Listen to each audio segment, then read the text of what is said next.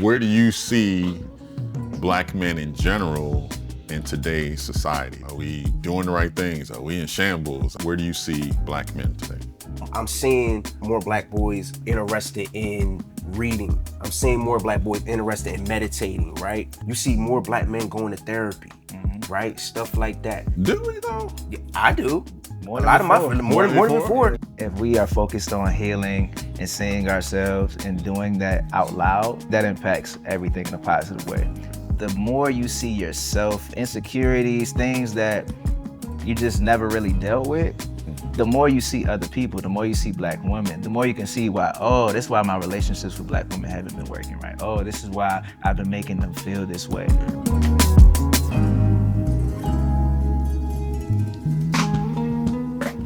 All right, look, man, we are doing something heavy today, which I appreciate. I think it's timely that we do it.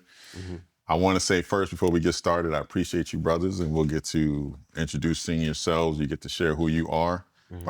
I'm super happy that you're here. Thanks for having me. Me talking to this camera by myself would not have been as fun as what we're about to do right here. So one, before we get started, I would like for you to introduce yourself. Tell us who you are. I mean, we clearly can see that you may be Black. Yeah. And you might be a man. I don't know. Perhaps. Whatever you identify with, that's up to you. But for sure, introduce yourselves, and then we'll get started. Okay, Starting I'll go with- first. Yeah. So I go by Moe Flowz. My name is Maurice though. I'm from Philly. I spent some time in the military. I actually retired from the military. The military is what brought me to Virginia. Okay. When I came to Virginia, I went to Virginia State. I graduated from Virginia State. I started teaching math. Taught math in Hopewell, Virginia, for a few years. Then I started teaching at Virginia State. Decided to go back to school to VCU. Got my doctorate, and now I teach at VCU. In between time, or in the midst of that, I started diving into poetry. So I've been doing poetry for I've probably been writing all my life, but actually like doing it serious with intention. This probably about my 4th year or so. And that's pretty much me in a nutshell. So that's what I do. I teach at VCU. I do poetry, and I show up to events like yours. You're a lot more humble than I would be. Yeah. So if I got the doctorate, Right. you calling me Dr. something. Yep. Yeah. And I appreciate that, man. yeah. You have not held that over anybody No. that you got a doctorate. No. And honestly, I've heard it, but it still doesn't sink in that you are a doctor because you don't have an air about you. Yeah. It's not. I mean, it's important to me, but I think and we'll probably get into it. What's important to me is clearly just inspiring and empowering people, right? So, and I do that through many other ways without having to walk around with a title, right? The title's cool, but that's not what I'm all about. So it's a lot deeper than that for me. So that's why, if you want to call me Dr. Cool, but I'm not going, Right. Dr. Brown. All right, let's. You got to follow that. I mean, I'm not trying to compete. That was great. I think both of y'all actually, I've done like video work for, so I'll lead with Correct. that. I own a video production company, and I just like to tell stories of people doing cool stuff, especially Black people, Black men, Black women, just people who are impacting the community in a positive way. Yeah. Those are my favorite stories to tell. So anybody who's watching, who's seeing like Resist Booksellers Media, typically I'm behind the camera on that. And I work with Mo. I feel like it was a couple times, really. Yeah. Usually sometimes with like writers and stuff. Yeah. It's been more than that too, but we've been in the same space plenty of times. Yeah. Did like a documentary, like a docu-series that you were featured in, caught you teaching in class. So, that's right. We did that with a PBS or something like that. Yeah. So that's the main thing I really do. I also just got into writing like maybe about a year and a half ago. Okay. And I found that I actually like that more than anything. Yeah. So I've been like kind of dibbling and dabbling into writing, rapping, music, all the things. That's what's up. Yeah. and international. So Yeah. don't. I like to travel a little bit. Okay. Yeah, All right. I was going like to to say travel. Australia, Africa, all the continents. How many you got left? I haven't done Europe yet. I feel like I skipped the obvious ones because I'd rather do the obscure stuff first. Right. Like I went to the farthest city away from Richmond in the world Okay. first. Now I'm like, And then you work your way come back. backwards. Yeah, at least Okay. I can say I did All that. right. Yeah. Well, whenever you're ready to open that bookstore in Ghana, you let me know. I'm with you. It's gonna be a franchise and resist. I feel like it. We're a global brand, and we got somebody that can help us open it up because Dr. Brown right here, you know, can help us get that. I guess out of the three of us, I'm the one that doesn't play technically in the creative space. You know, I'm Demetrius Frazier. I am a marketing / continuous improvement person by trade. But my job really, and the thing that I bring to our community is problem solving. So everything that I've done from probably the second year out of college has been about problem solving. Okay. I'm never the guy that has the deepest technical ability, but when the technical people get to a stuck point, I'm the one that can see it differently than they can, because I'm coming in with a new, fresh set of eyes, toolbox full of things to do and fix. And that's how I got to a bookstore. We have a problem with literacy, with reading, and having a business to support that. And that's what I've been trying to do and fulfill. But I'm sure somebody looked at it and said, we should do this and do that, and never figured out how to fix it. Yeah. That's what I want to do. And that's actually kind of how the Black Women Heal event got started.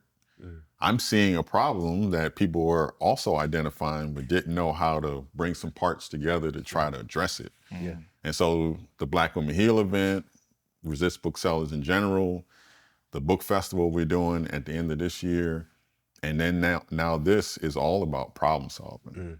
And so I'm looking forward to the conversation, because I think there's some things that we need to do as Black men to try to address some of the issues we have in our community, specifically as it relates to how we connect and bond with the Black women in our community. So hopefully y'all ready for that. Yeah. Got your thinking caps. I mean, you do have your thinking caps on. So I want to get to, you know, it's almost like your state of Black men statement.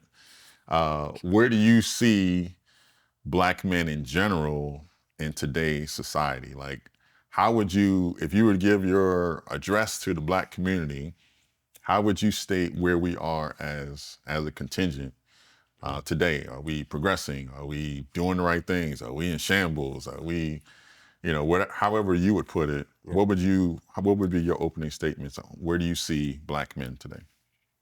So I think for me, how do I see Black men today? I think, you know, particularly talking about African Americans, right? I think sometimes we have to remember that as a society, we are literally babies to the rest of the world. You understand what I'm saying? In terms of our start point. Now, obviously, we have a history that goes beyond us being here on this continent, but as a culture, it starts here for us, right? Because for the other part has been erased, and we're starting to evolve and learn more about that now. So we have to remember that. So since I look at it like that, that's how I view it. I would say that we're in that teenage phase, right? Like we like 19 right now. Like we're getting ready to cross over to adulthood. And I say that because yes, we still have a lot of problems to work on as a Black community. But from what I see from my experience, I also see evolution happening, right? I see a lot of evolution. And what I hate to see is how the media, particularly social media, shines the light on one part of Black men, right? With the YNs, right? If I see Like that that's like exactly like you see that one more time, but at the same, and I'm not saying that doesn't exist and that's not a problem, but I don't feel like that's the majority, right? I really feel like with the men I know, not just the men I know, the men I see, the men I engage with, it's evolving, right? Like where I work now, the dean of my school is a Black man, right? Myself as example, like where I work at now, like as a professor in mathematics, we like 3% of society or something like that, right? But now I'm starting to see more of it. So when I'm sitting in the classroom, I'm seeing more black boys in my classrooms, right? I'm seeing more Black boys interested in reading. I'm seeing more Black boys interested in meditating, right? there's a guy in Richmond, Brandon Love, Yeah. right?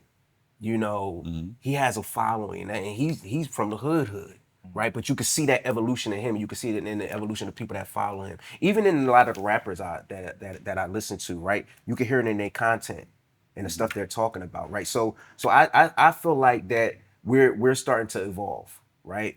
Despite what we see in the media, but that we can't fall victim to the media game, right? We have to not just focus on the negatives. We have to capture those positive and continue to build on those while at the same time working on those things that need to be fixed. So that's what I see. I see that we're evolving. We're definitely not there. We definitely have a long way to go.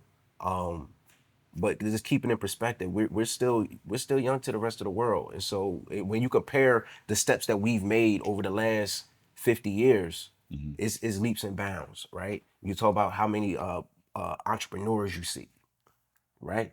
Look at yourself, right? I've been in Petersburg for a long time. How many black businesses have you seen in Petersburg up until recently?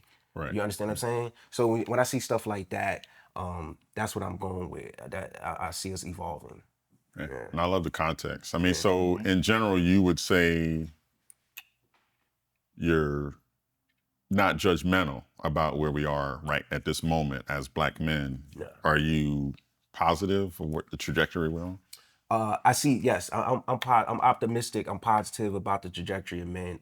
But I don't want that to. I don't want to sugarcoat it either. Right. And make it seem like we don't need work. Oh yeah, we're good. Yeah. We're A- student. We're just trying to get A+. I just want to use the opportunity to address that because I know that we see so much of the negative, and I want to make sure we take time to really step back and look at the full picture, right? Because it's about growth, transformation, and evolution. And with growth and evolution, it's a painstaking process. You understand what I'm saying? Right. And so that's what we're going through. But I definitely think. I definitely think the state of black men, even when it comes to awareness, right? You see more black men going to therapy, right? Stuff like that. Do we though? Yeah, I do. More a than lot before. of my more than before. Wait. My dad and them never talked about therapy. It wasn't even a conversation. That's facts. You know, it wasn't even a conversation. Now I see. I'm not saying we're there. Right. But on the road to doing the right things. Yeah. Like I said, with teenage phase, right? You starting to grow up, you starting to be more aware of things. And I think that's where we at. Okay. All right. Would you want to chime in as well? No, it's pretty much what you said when you asked that question.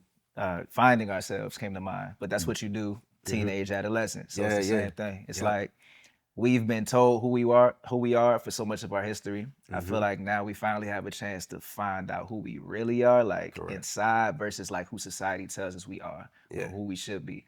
So I feel like even with the YNs, like I'm not condoning the negative side of that, but I feel like there's a lot of like our culture is pushing for like true freedom, meaning we're gonna take whatever we want. But like sometimes we take it to the extreme, of course. Yeah. But I feel like it's just the energy of like we're not sitting around anymore. We're gonna do what we want to do, how we want to do it. We're not waiting on approval. And I feel like the youngest generation just really encompasses that like 100%. Like they don't believe in rules like at all. So I feel like you know how when you're driving and you lean into a side and you overcorrect. I feel like a lot of us are like, we decided like we're not taking no BS no more, but we might have overcorrected a bit. You know, we might have swung too far to the other side. Rules don't mean anything. But I like it. I like the trajectory, and I just feel like we have to just stay present with love, knowing that like you said, as a teenager, they do wild stuff sometimes. But it's like that's part of the learning process. Correct. And they're getting where they need to go. Yeah, and I like comments from both of you when you talk about how would you look at black men in general. I always got to go back to like my uncle's generation, right? And they had young, wild teenagers. They're creating rap. They're in New York City. They were doing graffiti on the walls. They were wilding out then in a different way. Yeah. And so even when we try to look at the young black males now, we got to stop forgetting the past before them. So what did wilding out look like for someone who grew up in the 70s versus the 80s versus the 90s, right?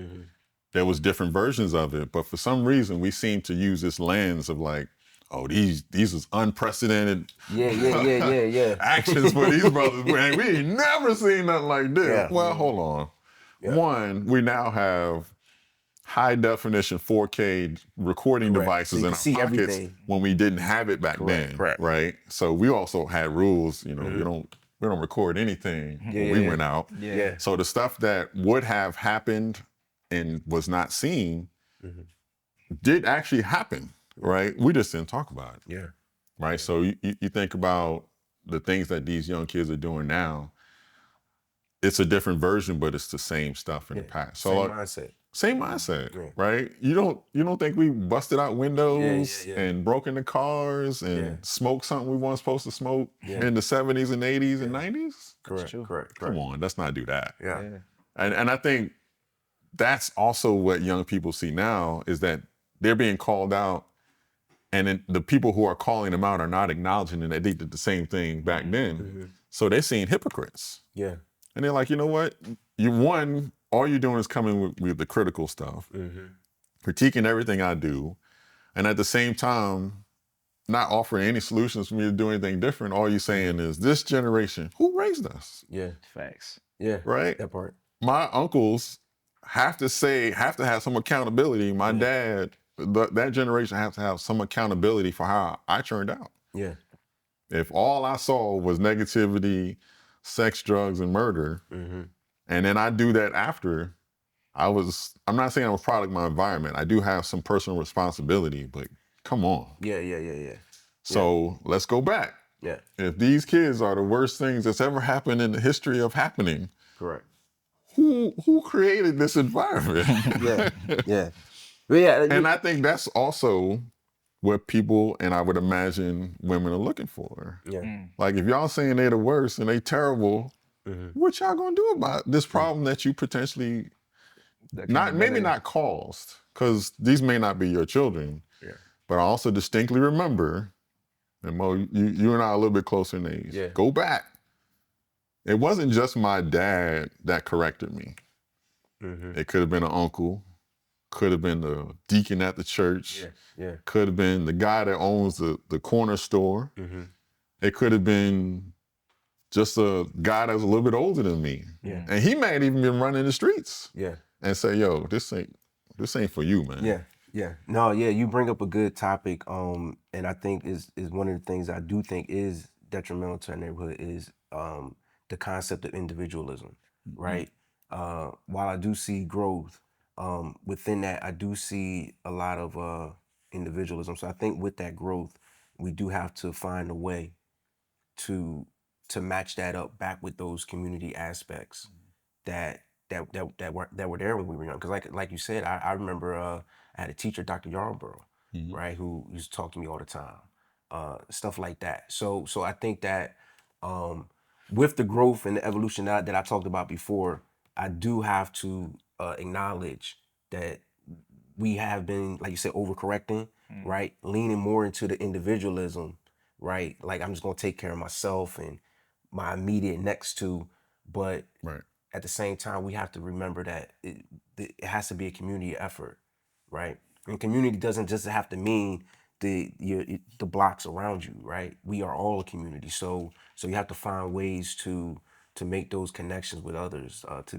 And we're not saying that the individual young people, specifically Black men, don't have value, don't have something to offer, don't have any of that stuff. We're just saying that there's also a value in helping foster that individuality with the community coming together. Which brings me to a point, and I put these in stacks on purpose. Okay. There was different things that kind of bunched together. They said different things, but if you notice, I can separate these out.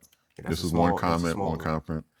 This specific stack here was all focused on helping Black women, our community, be more of a positive presence, mentorship for young Black men.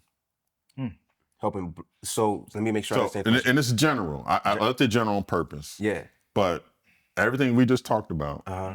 around, hey, we got these individual kids who have value and content and they wanted to strike out in the world. I talked about like, hey, community around them, make sure we support them. We can't blame them. We got some accountability. You know, what can we do as far as helping them through these early stages of what we see as like our adolescence of Black men? Yeah. Being present, I'll read them off. Male presence in the school. Be positive. Let the kids see the positive side of being a man.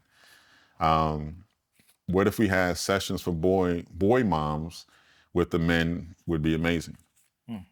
Create a safe space, one-to-one or group, to assist single mothers of Black boys with providing safe and healthy guidance to their boys. Mentorship spaces. And then also, what can we do to save our young boys?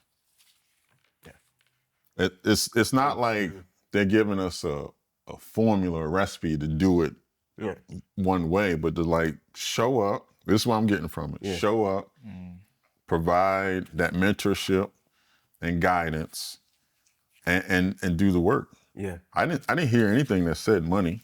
Yeah. I ain't saying you said anything. You got to have a degree in anything. This is just being. Yeah. It's just being present, right? Yeah. It's And I'm they didn't say it, but I'm sure one of the words would be consistently. Yeah. Yeah, Yeah. that's the key. It's showing up and being present. I think is obviously that's the biggest thing. And I think it's real. It's I think for me again, it really just goes back to the community aspect of things, right? Like for instance, I use myself as an example, right? So I'm a poet. I like to just speak, right? But and I could reach out to schools and stuff like that, and I do sometimes, when I have time to do that, I'll reach out to schools and reach out to different things. But on the flip side of that too,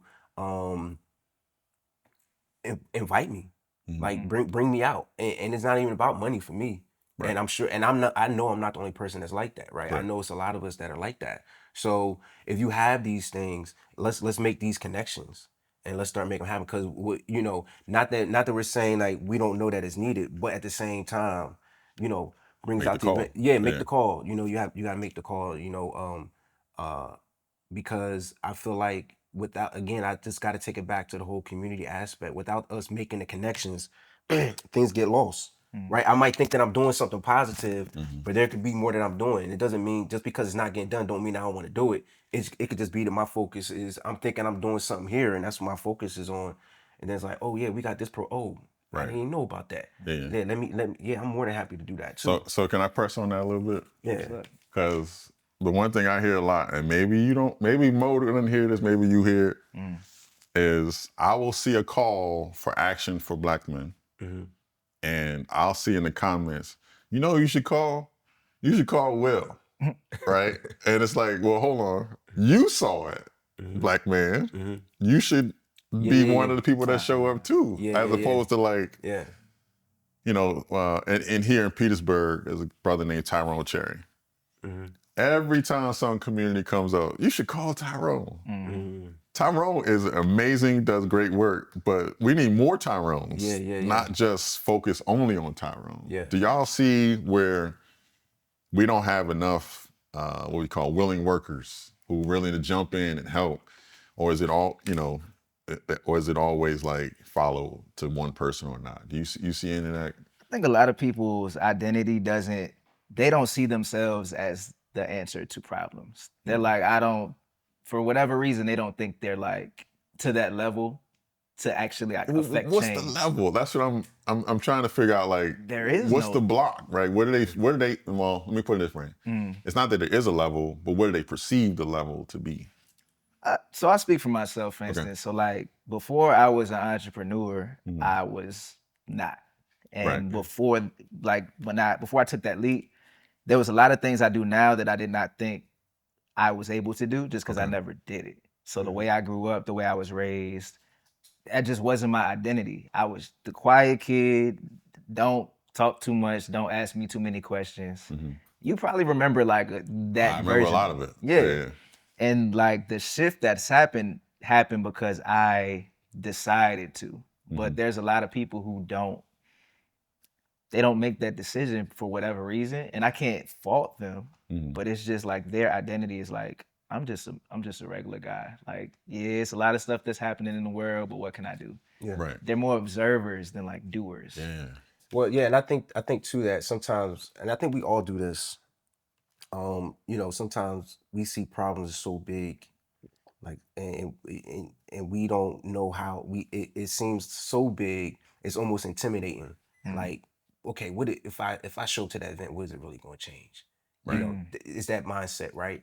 And I think also we all feel like in order to make change, we have to be Malcolm X, or we have to be a Martin Luther King, or we have Fred to be Hampton this. voices, You know, man. and it's the realization. Like for me, I had the realization that I don't like. It's about leaning into what you're good at. Like, you have a passion, you have a purpose for a reason, right? And you identify that and you lean into it, right? So I'm not good at I'm not good at organizing an event, right? I'm just not. Right, Yeah. it just is what it is. But if you have the event, please call me. I can do the talent I could do part. I could do that part, right? Yeah. Or I might be good at helping set up, even if it's just the small things. Like, that's how I've always been. And so I think, and that's what I lean into. So I think a lot of times we feel like we have to be the face of something, and that could be intimidating. And so when you feel like with that intimidation, you kind of fall back, and it's like, no, lean into what you're good at. Right. You know, lean into what you're good at. Yeah. Right. Well, we're not in that environment right now. We're in that, like, you have to be the LLC owner, winner, millionaire. The Instagram era. We don't honor the individual contributor. Yeah. There's no like. And that's the thing. Like, you have to be willing. And I think that's the thing, right? Because if you're doing it looking for the accolade, if you're doing it looking for the reward, you already head down the wrong path, right? Because that's not what it's about, right? Again, I will keep circling back to the community aspect, right?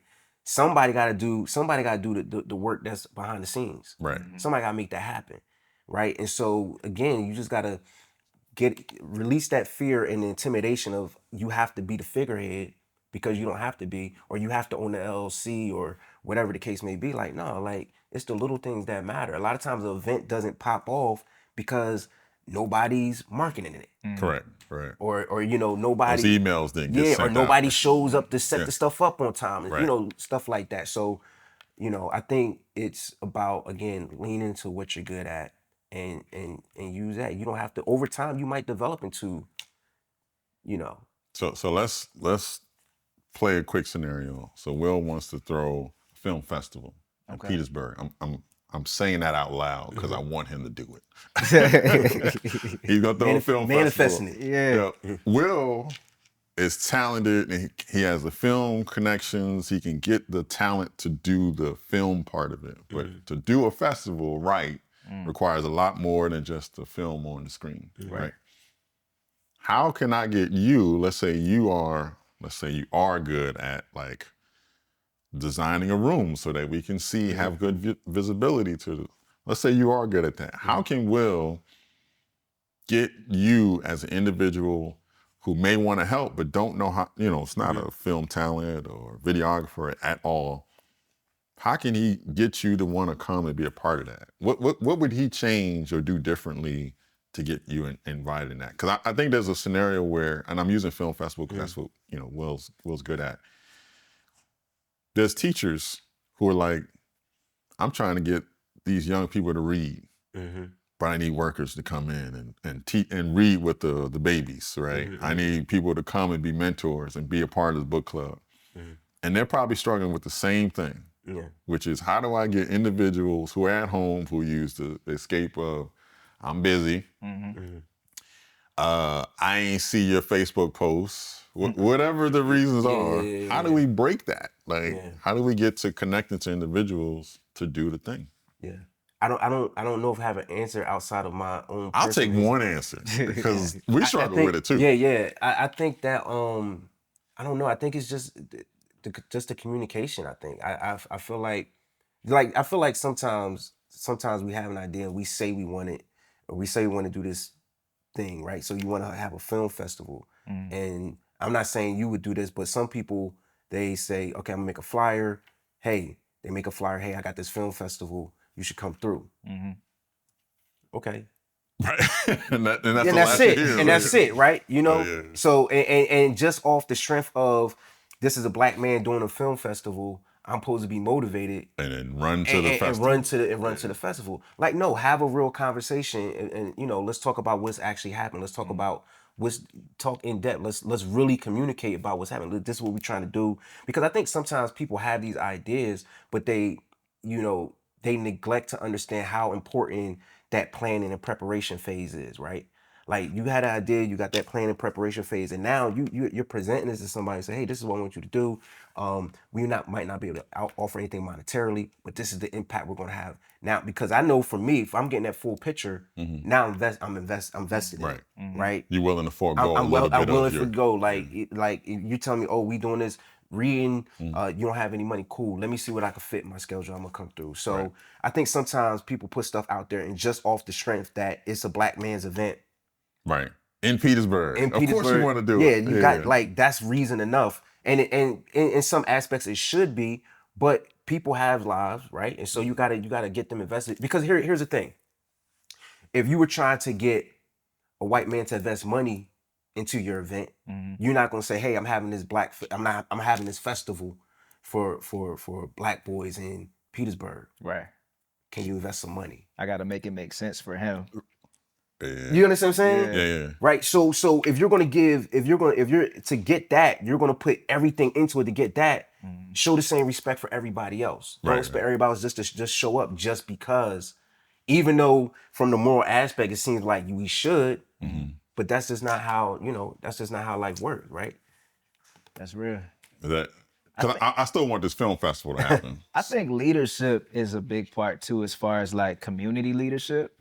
I think we said earlier about individualism. Yeah. We don't really have a lot of strong like community leaders that can connect all the different dots in the different areas and give them the context of like, this is why you need to be a part of what we're doing. I feel like there is such a big amount of just small, I don't want to say small, but individuals trying to build something themselves. Yeah. And we're not seeking each other to see like, how can we build together? Build a team. Right. How can we all do what we're doing individually, but do it in a way where we're building it together? Yeah. Yeah, and I run into that same problem too, right? Like with poetry, like I have these ideas and I try to build teams with people and I'm like, hey, let's do this, right? And at first it's like, oh yeah, that's good. And then nothing.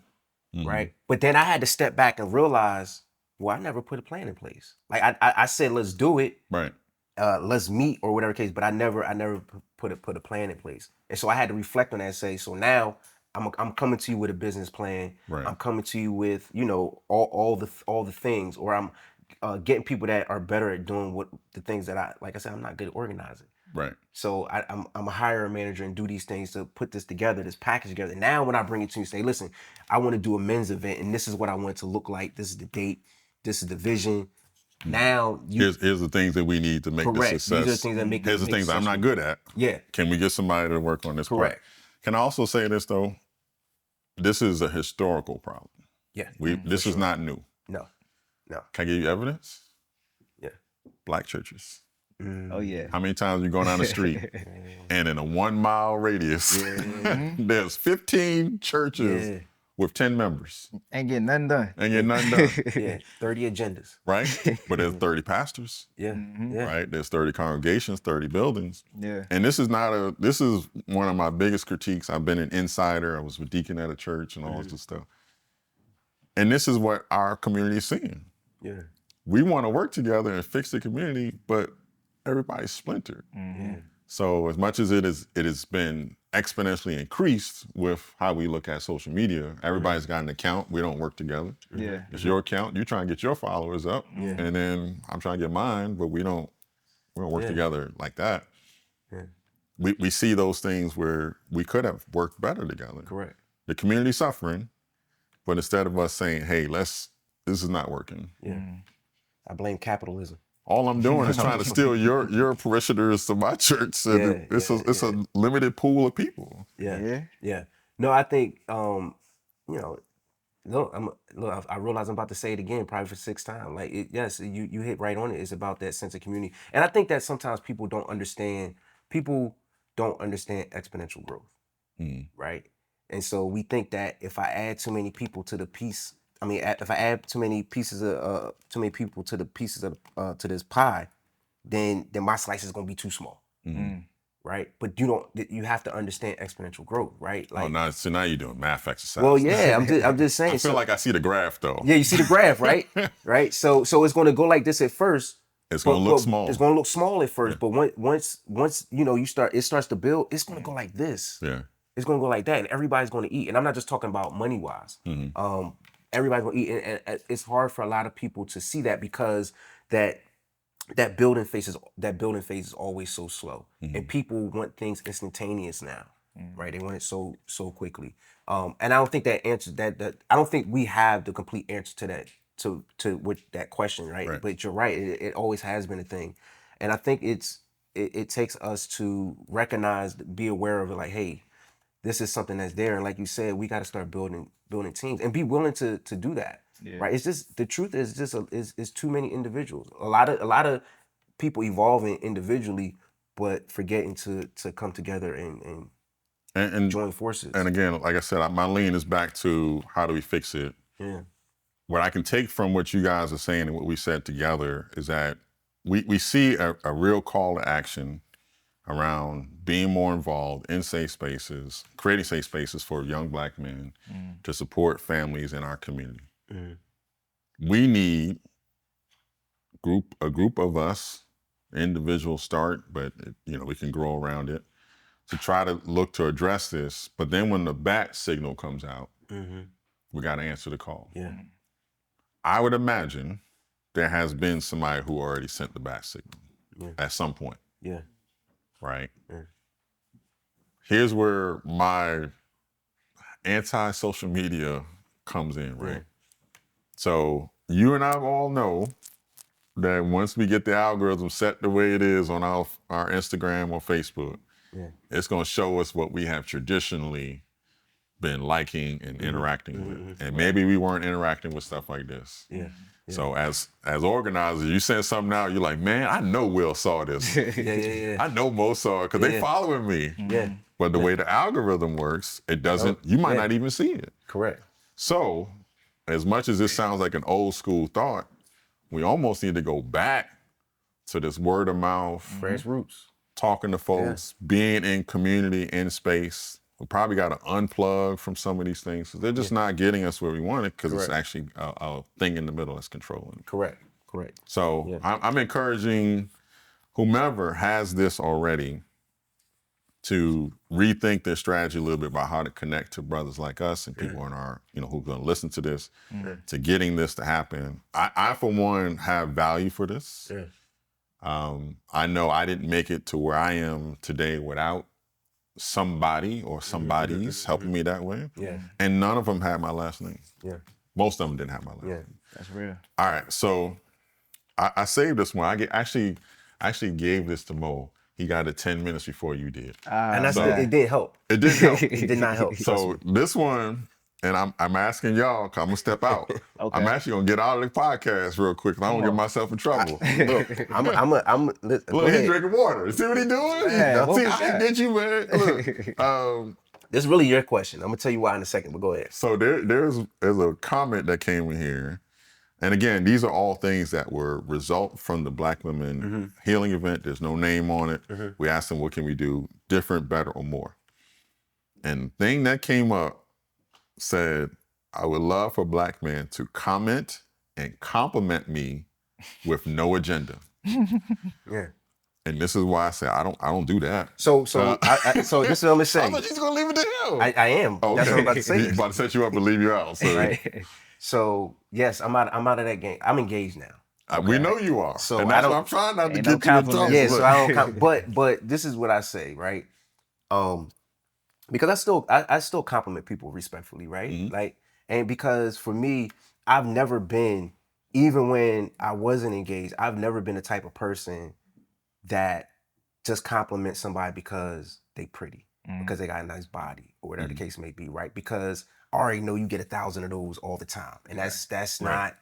You understand what I'm saying? If you pretty to me, you pretty to everybody else. Yeah, that's not nothing. So if I'm a comment, I'm a comment. First of all, it's hard for me to just answer that question because it really depends on the person because I'm an energy person. And I'm gonna comment on your energy. Like I'm gonna say something about that's how I'm gonna say something about your energy or something about the vibration I'm getting from you or something like that, right?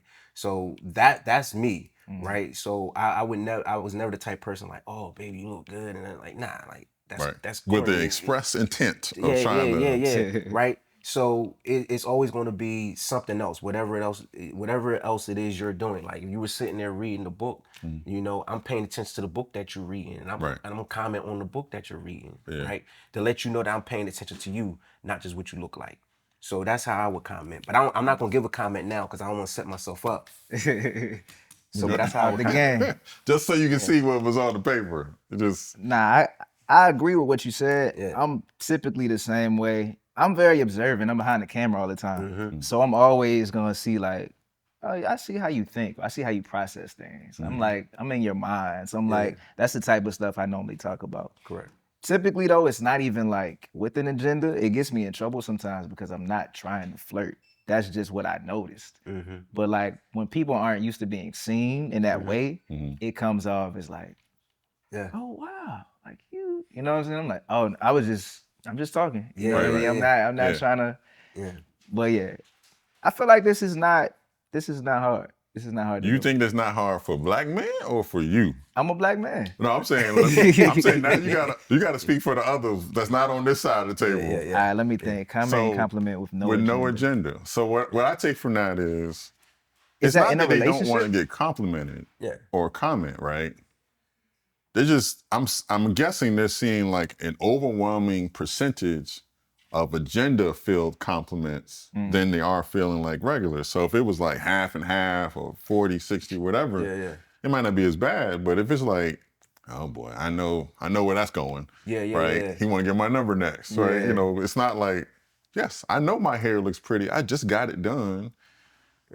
To be fair, come on, be fair. Be fair. if I'm randomly in a store or something and I see somebody and I am drawn to her like physically and I compliment her, 9 times out of 10, I do want to get to know her more. So it's not like a disrespectful thing. It's just like, I'm curious about you. So if I compliment you, the compliment might not be to manipulate you into getting my number or to giving you my number, but I might still want your number. You know what I'm saying? The two might not correlate, but they might still happen at the same time. And I think what they're asking you to be is not only do that when you want to just, get the number. But also, like, is this for people that like you're in relationship with already, or is this for strangers? Because that's different. I think it's for strangers. Yeah, we gotta. Yeah, I think it's for strangers. I think too is like, so it's about intent, right? So if you're gonna compliment somebody, it says compliment. What does it say? Comment and compliment. No agenda. With no agenda. So I think it's also about being very specific, right? Like if I just give you a general comment about you being pretty, or give you a general comment about your body overall or something like that. But if I for instance, I've done this before, right? I don't know why. I like nails. Okay. Right? And so if I see somebody with nice nails, I say, oh, your nails are really nice. And that's it. I'm not gonna say anything else because I don't want you to think that I'm trying to like I want you to know. I want you to know. No agenda part. Yeah, it's no agenda. I want you to know that I know it's your nails. So I'm gonna be very specific about what I say. Same thing I said, like if you're reading a book, I'm gonna be very specific about. Oh, I think that I think I heard about it, but that's a good book, right? Yeah. Something like that. So I'm gonna be very, very specific. So in that same vibe where I'm saying I'm feeling your energy, if I'm gonna compliment you, in a space where you want to feel, you want to feel good. I'm gonna be very specific about what I'm commenting. I'm just gonna say, "Hey, you look good." Yeah, that's not. But I've seen brothers use the energy part as still a way to get to it is. So there's no. They're like, "Oh man, I love your energy," and it's like, "I would love to feel your energy." So I think I guess for me, like I'm not going to continue on because if it's with no agenda, I'm not. If I'm trying to talk to you, I'm gonna try to talk to you. Right. If I'm gonna compliment you, I'm gonna keep it moving. Gotcha. Right. That's it. Like I'm not gonna, hover around and go back and like, I got you. I'm gonna say like I said, and I'm gonna keep it moving. And I think with that, that's really how you accomplish that. Let's put some numbers on it for our general population. This is where we got to. I'm asking y'all to speak for all of us. Okay. Is this something we can fix? Okay, yes, where it's a but better percentage, not zero, because we still want to yeah, talk to people we're attracted to, whatever. I'm saying where I it's have a comment about this. because there's somebody But it might there's get some me. people that's It's like gonna get me a little 100%. bit in trouble. We're gonna go there though. Like, here's the problem: the the comments that women don't like work for a lot of women. Okay. You understand what I'm saying? So there's No, a lot. say more. Yeah. So like a lot of guys that say the things that women don't like, they could say the things to 10 other women and it works. Okay. You understand what I'm saying? So with that, it also comes a sense of just like men have to teach men, women also have to teach, especially these younger women, because I see a lot. Like, I hear some of the stuff that these boys say to these girls, and I'm like, what the? Like, That's not supposed to that's not work. supposed. It's not supposed to work, but it worked. Yeah. You understand what I'm saying? So Yeah. so I think it's not just a thing that we could fix. I think We gotta fix it as a it has to community. fix together, right? Right. Women talking to women, men talking to men is really the only way to fix that. Men talking to men, women talking to women. Like us teaching our This is young where men how to. I'm backing myself out of this one. Like, no, I'm joking. Yeah. I actually I see it more than one working in the retail space. Attractive people come in here all the time, and I can tell that other people see that person as attractive, and they start walking towards them. Oh, yeah. And complimenting. I don't know if they know. You can hear stuff in this room. It picks up sound. Right. So for sure. Any last comments on that, or you want us to make sure you don't dig a hole? I don't think there's a solution to that one, honestly. Because in my opinion, I think people who are, let's say you see a woman and she's into you, in my opinion, that goes out the window. It's the interest level that kind of like determines the perspective. I feel like if she's not interested, then yes, don't do it. If she is interested, I feel like it changes. That's just my perspective. And then we also have men scorn too, right? What you mean? Like the guy says something, it's not well received. She's like, nah, I don't want to. Yeah. And then they just keep going. That right? is crazy. Or to me. it becomes like a negative thing where it's like, just because I didn't accept your advance, right. now it becomes we can't even talk like human beings anymore. Like, Yeah, that's I'm why. just not sexually attracted to you. Yeah. We can't be coworkers. Yeah. I think it starts starts in the home. It starts with, like I said, men teaching young men and women teaching young women how to show love and how to receive love. That's really what it comes down to. Yeah. All right. So we hit on this one a little bit earlier, and I think it's a good important point to bring up. And it talked about, and I'll read the comments specifically, so the person who wrote it may remember it. Talk to your brothers about healing, and the part that I liked at the end was how Black men and women can build again. So it wasn't so much just go personally heal yourself, but with an intent that we would be better off together in that activity. So you guys talked about men going to therapy, getting some personal healing done. What do you guys think about that comment specifically, and what can we do as Black men to further encourage that activity with other men? And no specific order. Yeah. So talk to your brothers about healing, and it was a general comment, so not like healing from trauma or anything, but just keep it general, and how Black men and women can build again. Gotcha. Yeah. I think I think it's about the family dynamic, right? I think as Black men, and this is my opinion, as Black men, is with the evolution that I see Black men evolving. We also have to remember how to be leaders. And I think with men understanding how to be leaders, and what that means, because see, I think sometimes that gets taken out of context too. I would equate it to the chessboard, right? Right. The king on the chessboard isn't the most powerful piece. Right. So as Black men and being leaders, we have to understand that the most powerful thing the Black man has to be able to lead is the Black woman, right? And that comes with understanding how to be vulnerable. That comes with understanding what does it really mean to be a protector and provider, because I think social media has a lot of people thinking protecting and provider is all about how much money you make, right? we grew up in the same paradigm, right? Yeah, And so we know that that's not true because a lot of our black men didn't make a lot of money, but they knew how to take care of a household. Right. You understand what I'm saying? And so I think it comes back to really understanding that family dynamic and what that means. And that comes, like I said, comes with vulnerability, and it comes with spiritual growth too, right? We have to lean into our spirituality, and I use the term spirituality because I understand people, you know, Right. They do it in different ways. people do that different ways, and it looks different for people. But whatever it is, for the last time I checked, that's the same in pretty much every religion. That's the same, right? Understanding what it means as a black man to be a leader, right? So can I open a can of worms then? What's that? We're gonna throw all the can of worms over this Okay. side. Okay. He's a strong man. He can handle it. He hit on that word provider. And there's one thing I wish we get rid of as black men is this thought that provider equals financial, No, absolutely not. right? Yeah, But we yeah. have it.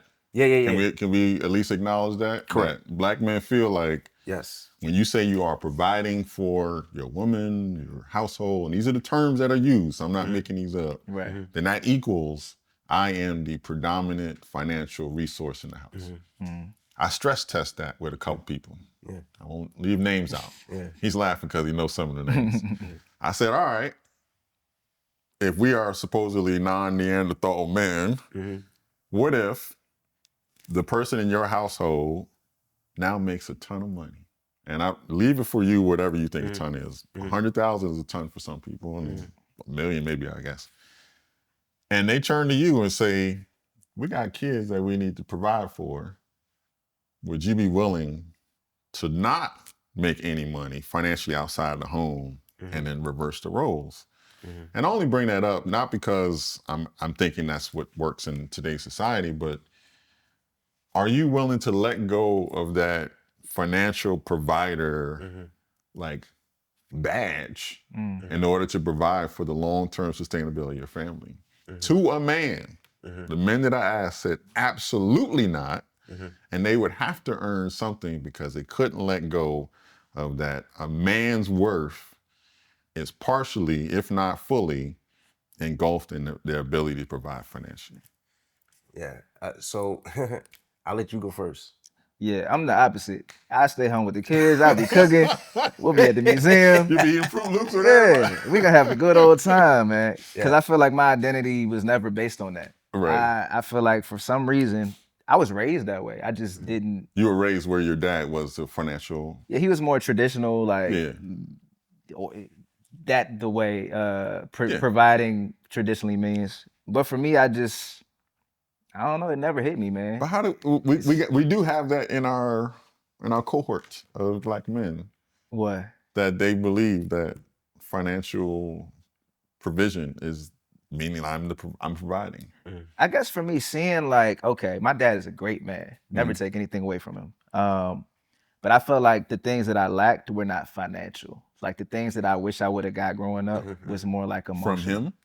Yeah. Okay. Like it was definitely more emotional stuff that I feel like I missed out on. So And that was he wasn't a provider. right. He was not able to provide that for me. Yeah. Whereas like financially, I think even if he would have been made less money or whatever, we would have been fine. If he was providing some of those other things. Right. So like my journey really was like, okay, I have to learn how to provide these other things for myself. This is what I'm gonna focus on. Right. And I found that in my relationships, like I find women who value that. They might make more than me. They don't care. Like they value the work that I've done and the things I've learned emotionally and spiritually enough to the point where they still see me as a provider. It's just different. Right. Just a different. Yeah. I think gender roles are changing because society's changing. So there's a lot of high power women making a lot of money. And a lot of times they don't look at you like, okay, what are you bringing to the table financially? They're like, how do you make me feel? What can we do? Like, what's the experience that I had with you? Yeah. Do I like you? You know what I mean? And I don't even mean to set the bar where it's got to be a lot of money. It just could be enough for our household. Right? Yeah. It doesn't.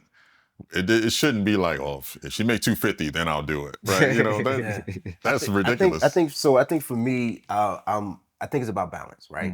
Like if I'm with somebody and they make more money than me, that's fine, right? Am would I just stay home and take care of kids? I don't know. I'm gonna be honest. I don't know. But that's Well, you also put the S on there. What's that? Is your line where if it's one kid, maybe, or if it's 7, you know? I don't ever see myself in 7 kids. I'm just saying, you know, do I see myself? It's about balance, and I do think, like you said, it's not all about money, right? It is because you still have to make that house feel safe. You still have to make the women, the children in the house feel safe, right? But I personally can't just see myself I couldn't see myself not doing anything, right? I just couldn't see myself not doing anything just because of the type of person I am, right? So I think there would have to be not doing anything outside of the household, because in this scenario you are doing something very valuable. Yeah. I'm not saying it's not valuable. I'm saying in the house.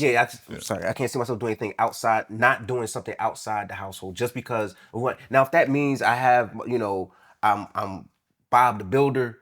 And I have my own shop in the back, and I'm, you know, building it, whatever the case may be, or I'm doing something, right? That's just how I am personally. And then when it comes to children, it's just like you said, we balance it out. We figure out what that looks like as far as taking care of. But I couldn't see myself personally just sitting at home taking care of kids. I could do that tomorrow. That's just not who I am. Like, we'll be watching Bluey and eating Fruit Loops, probably eating more candy than they should be eating, but since I like candy. And I would say I want to take that majority role, but I know it wouldn't be the only thing that I do.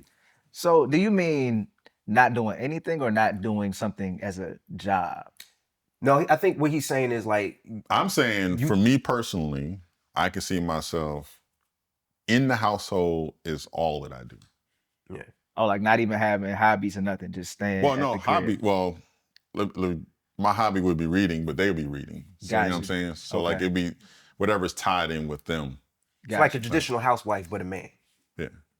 Okay. Except we would be outside. Yeah. Like, you would see me with the nice decked out, you know, stroller and backpack. So I can say this: I can make a sacrifice for a period of time.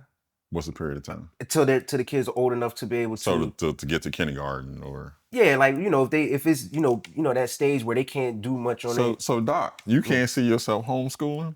I could see myself homeschooling. But that would be to 18? That's a job. That's but that's in the household though. That is in household. I didn't think about homeschooling. You got me on that one. I was gonna say you got me on that one. You went to schooling.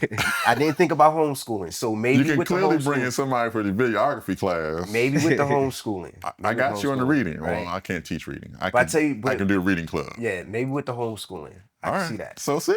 Okay, you got me on that. All right. And you know how to cook, right? I know how to cook. Are you a survival cook or are you a actual? Okay. I can cook. I wouldn't want to though, but I do it. Me would just be to figure out what to cook. I can cook. I don't like the activity of figuring out something unique every day. But anyway, I digress. No, I will make a sacrifice for the family. Do what I got to do. Bottom line. But you would see it as a sacrifice, not like this is just because of who I am as a person. Okay. That's because of who I am as a person. So for me, it would be sacrifice. The same way as a woman that wants to work, it would be a sacrifice for her to be in the house, right? She would take that. Look, for sure. That's how I would look at it. Okay. But I would do it though if I had. All right. I'm just saying. I'll be calling y'all. Look, we going to the party hooping. Thanks. They gotta get recreational activities. Yeah. All that. Well, I'm clearly gonna call him to lay the concrete in the backyard so we can have a hoop in the backyard. You go. Facts. So there's your Bob the Builder. Yeah, you gotta keep me busy. Yeah. All right, so we're gonna end it on one thing, and I think it's kind of culturally relevant at this particular point. And I'm not giving you one opinion one way or the other on the stories, but I've seen it happen in multiple times. So currently we have a entertainment mogul who's on trial, and we don't really care about the specifics of the trial because we can be here for the rest of the night doing that. But as Black men, one thing I do see is we're very quick to defend any Black man that's in the public sphere of being accused of something. We jump to, especially in cases of sexual assault, rape, why they take so long. It's almost like we got a list of questions ready that anytime this stuff comes up, we are almost at the point of, we don't say we don't distrust the plaintiff, but we'll specifically say a lot of things in defense of that person. I saw it with Bill Cosby. I saw it with R. Kelly. I saw it with now P. Diddy. What is this like reflex we have of, especially on, and it's highlighted with social media. What's this reflex that we have that no matter how bad the case looks, that we are ready to defend that maybe this guy is not as guilty as he's charged on these, with the videos that he have. He's clearly punched somebody in the face. We got testimony of this person, testimony of that person. Where does this like reflex we have? I think. And how can we get rid of it? I don't know if maybe I just need to get rid of social media. I think that too is like, okay, so some of these cases, right? Like, first of all, I think all those men are guilty. Let's start with that, right? I think they're guilty. The problem is though, is again, I take it back to the media. They like take it all the way over here. So like, for instance, like with the charge the people what they're guilty of, right? Like what they're guilty of, charge them what they're guilty of, and do that, right? But when you start, you know, you're raiding the house like this, like he's Escobar, and you start doing all this stuff. Now you make it fairy tale-ish, like you make it like so, like charge the people what you charge for. Right. And I think that's, for me, that's the thing. But I would never defend. But it's hard to say that because it comes off as like I'm trying to defend someone. I'm not trying to defend anybody. Right. But we talking sex trafficking. Like for instance, you take this like sex trafficking. I was looking at the some of the information as far as the Diddy thing. Like they've never, you're charging one, they've never charged one person this way with all the, like normally it's a sex trafficking, it's a group of people, right? Because of the resources it takes to make this thing happen. Right. You understand what I'm saying? So now it's like you're taking it all the way out here. I don't know if it's to make a point. I don't want to dive into that. You know, if there's a racial aspect to it and all that, like that's a whole conversation behind that too. But just charge people what they charge for. And I think they're guilty of those things. Absolutely. But I think when you know, sensationalize it, that's the thing. Yeah. You sensationalize it in the media, now you start creating this divide because some people start questioning the charges because you sensationalize it so much instead of just keeping it to the facts of what it is, you know? Right. So it's hard to, and I think, you know, a lot of times you just want to say anything. Like, I don't want to say anything because I do feel like it's sensationalized, but at the same time, I'm not defending with the obvious, right? I'm not defending the obvious. Come on, man. Yeah. Like, what are you doing? Like, what are you doing? That wasn't the thing that I just saw. That wasn't a normal activity. That wasn't, correct. So, what you got, Will? Your feed is probably different than mine. What you see? I see a lot of Diddy though. Okay, I see a lot of that. What do you see with us as our response or comment to, and us being black men? For this specific case, I see a lot of people questioning, like, you know, was Cassie, did she choose to be there? Why did she stay so long? Stuff like that. I'm not a lawyer. I'm not a judge. Right. But we play one on Facebook, though. I don't have anything to say. It's like, I wasn't there. I don't know what happened. Right. There has been some wild things that have been said, that have been testified. That ain't got nothing to do with me. That's how I look at it. It's like, and maybe that's wrong, but I just feel like there is no right way to, like, I'm not gonna get on the internet and argue with strangers about strangers. You know what I mean? Like, whatever they did, especially if it's not like impacting like the world at large, it's like impacting like a group of people who, I don't want to say chose to be there, but they did all kind of choose to be there from what I've seen. Right. It's just like, until the drugs get involved and holding your contract, you know, there's other parts. I think there's a level. I think there's a part level that of accountability. You didn't choose for zero. I mean, zero accountability shouldn't be zero, but I don't know if it's 100%. Well, no, I'm saying there's a level of accountability for not for the victim in this sense, right? Not for Cassie, right? Like, okay, that, like, yes, there's accountability for, but well, I was talking about specifically like there are things that we know that are factual, right? Like, you beat this woman, right? Right. You clearly done some things that are like out of bounds. Right. Out of bounds. we need to hold you accountable for that. Right. And for me, that's what my focus on. Like, I'm not going to feed into the fluff, but I am going to hold you accountable for what is known to be true, right? And that's the problem I'm saying with the fluff, because with the fluff, we start debating about the fluff and not the core and not the core issue. Yeah. All I'm saying is baby oil. I'm like, bro, I don't care. That's what I'm saying. That's the fluff. You see what I'm saying? That's what I'm saying. That's the fluff. I'm saying we're arguing about that. Yeah, part. we arguing about that The part. boxes We and- arguing about the sex acts and all that. Like, that's the fluff. Yeah.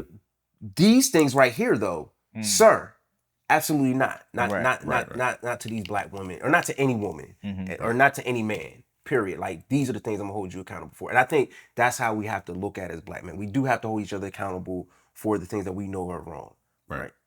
I'm glad you said that, because I forgot about the footage of the actual Exactly, assault. because of the fluff. I'm thinking about the baby oil. I'm You like, think bro, about the fluff. Yeah, And that's because you they also do. see more posts about the baby oil. Yeah, and it's And like, stuff like that. Because that's funny. It's engaging. It gets you to like my post or whatever. Right. and so so I'm not going to see you like, I agree with you. I agree with you. If you're going to sit here and argue about the fluff, okay, cool, got it. You can argue about that. At the end of the day, he beat that woman. Yeah. So if he catch some years for that, hey, Right. that's what you deserve. Yeah. Right. You know. All right, so we're gonna end this, and like I said, I like to end on, things that we can do to help. But small, large, doesn't matter. I would like for each of us, the three of us, to list one thing that we can do starting today to address either something that's was given to us on these sheets of paper, things that we discussed. What can we do tangibly? Whether it's in conversation, whether it's how we walk, talk, how we organize, be in community. What can we do today as black men to really do things better, more, or different? So I'm gonna start with the young man this time. Okay. For me, I feel like the root of everything starts like in here. So like if we are focused on healing and seeing ourselves and doing that out loud, like you said, being vulnerable about it, I feel like that impacts everything in a positive way. It's not so much of a tangible like 2 + 2 = 4 type thing, but it's like the more you see yourself in like your shadows, the things that, insecurities, things that you just never really dealt with, the more you see other people, the more you see black women, the more you can see why, this is why my relationships with black women haven't been working right. Oh, this is why I've been making them feel this way. It was me. You know what I mean? It's like taking the finger and just pointing at myself, like holding myself accountable for my own healing. I think that's one step. Obviously, community is another step, but that's the one I'm gonna say, because I feel like that's the first one for me that I feel like helps with all the other ones. Yeah, so I think for me, it's just about making a commitment to one thing, right? One thing at a time. And so for me, I feel like I do want to do more things in community, right? As we were having that conversation, my gears were turning, and I do want to do more things in the community. I feel like I focus a lot on self-empowerment, because I agree with you. I feel like it starts with that, right? It starts with teaching people or inspiring people to learn how to love themselves, because once you learn how to love yourself, you learn how to pour into other people. Like it just all goes together by default. However, as far as doing something tangible, actionable, I want to make a commitment, and I'm not going to say to what, but within the near future, next 30 days or so, I do want to find something that I could commit to. I like the thing you said about reading, going to the schools, reading the books and stuff like that. So I want to find something that I could commit to. So that and I want to be an example, because I think that's where it starts. I think that when I was talking about, sometimes it seems so big that it becomes intimidating. Right. All right. So how about we start like this? How about we all say, hey, let's make a commitment to one thing. Just one thing. Just make a commitment to that one thing and see it all the way through, and then go to the next one. And so that's where I want to start at. So I'm gonna find one thing that I'm gonna commit to in the realm of mentorship or something like that, and I'm gonna commit to and be an example, and hope somebody else follow suit. And they may see your example and follow. That's what I mean. Just that way. Yeah. I think for me, I have, if I was to say I'm going to do something starting today, I think there's a 2-part, and they kind of work together. One, I've been talking about you know, the importance of mental health, especially for Black men. I've been talking about all the stuff. I actually been telling my son. My son has been going to therapy, you know, just to kind of deal with life. And I'm not doing it as consistently. I go when I'm like, yeah, I think there's something to address, not as like careful maintenance. Right. I'm seeing it as like, I think I'm going down the wrong road. Let me deal with it before I get there. So yeah, that's sort of before it becomes a crash. But you don't change the oil when your car sounds like it's about to fail, right? Correct, You know, you change the oil repetitively. And I think I need to do more of that because I think there's some things that's below the surface with me personally that are stopping me from being in better community with my friends and my family. And it could be just some history in there that I'm not seeing that a professional might, that I can talk through and maybe better. Like I have this habit of like, I don't want to fail. Why is that? Why do I stay up at 3 o'clock every day for 180 days straight? What's driving that? That can't be just, oh, I want to be successful because I'm already successful. You already met that hurdle. What's keeping you like doing this? I think it's got to be something, you know, underneath the. And I think what will happen is those relationships that I'm building with some good friends. Will knows I got some really good friendship network. I would connect more with them because there's probably some things that is stopping me from connecting deeper with them. So I think the two parts are for sure connected. So me personally, it kind of answers one of the things we had in here, which is men, you know, healing. I think there's some healing still needs to happen. And that will actually make it where I'm a better resource to the men and the women in my community. So I'm looking forward to two things. And this is, we'll wrap up here. Inside of some of the comments the ladies made, it was, this can't be the last time we do this, right?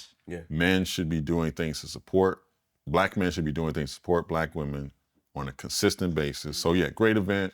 December of 24, we shouldn't get to December of 25, and it's like an annual banquet, right? We don't want to do that. And then two, what are we doing individually, but what are we doing together? So yes, we had the Black women thing, we got Black Men podcast. What are we gonna do to kind of cross collaborate? They're gonna listen to this and they're gonna say, nah, y'all missed the point. Or y'all hit it dead on. What can we do to now coalesce and do better? So I'm looking forward to it, brothers. I appreciate y'all. Thank you. The Bat Beacon may come up where I say come back. We may have some partners on the table with us. We can talk to some issues and get forward. But I really appreciate you. Anybody that's listening to this, appreciate your time. And if you have any thoughts, concerns, drop those in the comments and we'll for sure try to address them next time. We got videographers. They can help us. He can do a film festival on this and we can go from there. But Yes, sir. I appreciate it, guys. Thanks for having me.